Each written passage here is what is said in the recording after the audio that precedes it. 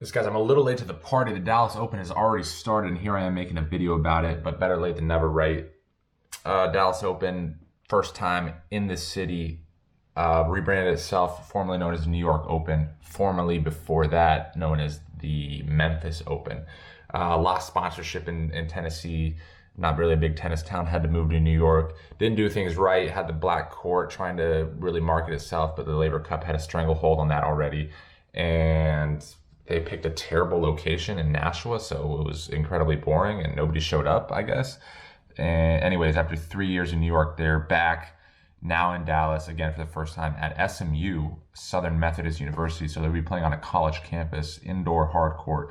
Kind of interesting, but a lot of hype going around it again, being that it's back in this new venue. So I'm keen on watching this week. A lot of Americans in the draw, so again, a reason for me to watch, being that I'm American. So I'm kind of excited. Figured I'd make a video. So let's take a look at the draw, who we expect to see, and maybe some marquee matchups that we're keen on watching. So stay tuned. Let's get into the draw. All right, let's take a look at qualifiers. Who's still contending to make the main draw? Vasek Pospisil, the Canadian, I think he's besties with Djokovic, faces off with Chris Eubanks today.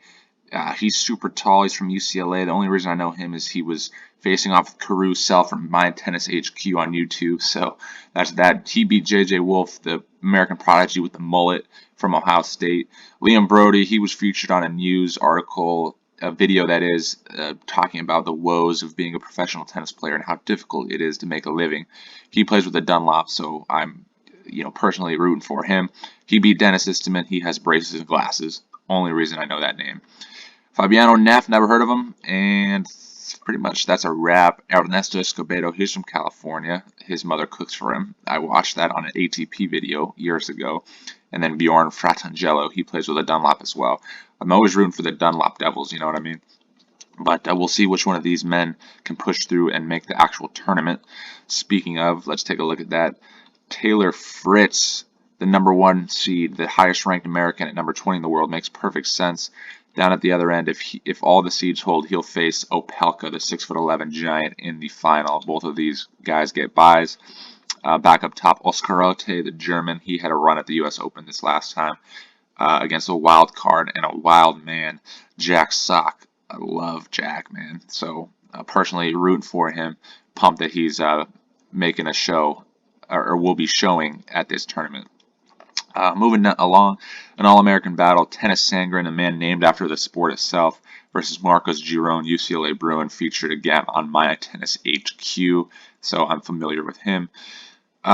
Jenson Brooksby gets a bye back from COVID. Shame he missed the Australian Open, but it'll be good to see the unconventional player back. Young German Altmaier versus old Italian Seppi in an all-European battle. And then Feliciano Lopez, I think he's 39 now, good night, but he's still kicking, still clawing, still scratching.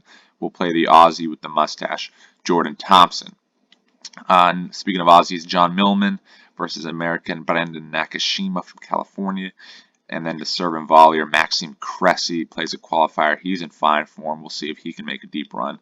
Never heard of this guy down here, Caleb Chakravarthi, I suppose. Maybe he's mixed with Indian. Am I being stereotypical with that last name? You'll have to tell me if you've heard of him, because I definitely haven't. Kevin Anderson, he's huge, 6'10" versus 6'6" Sam Querrey. Expect a lot of aces. I'll be rooting for the man playing with the Dunlop racket and Kevin Anderson. Winner of that plays another giant, John Isner, on home soil. I think he's from Dallas, so maybe he'll have that home court advantage going for him, and a lot of fans coming out to see him. We'll see if he can push through for a fantastic week. Manarino massages the ball around. Will have to face the mustache himself, Stevie Johnson, and his backhand slice. And then Mitchell Kruger, Yoshihito Nishioka, a player small in stature, brings a big game.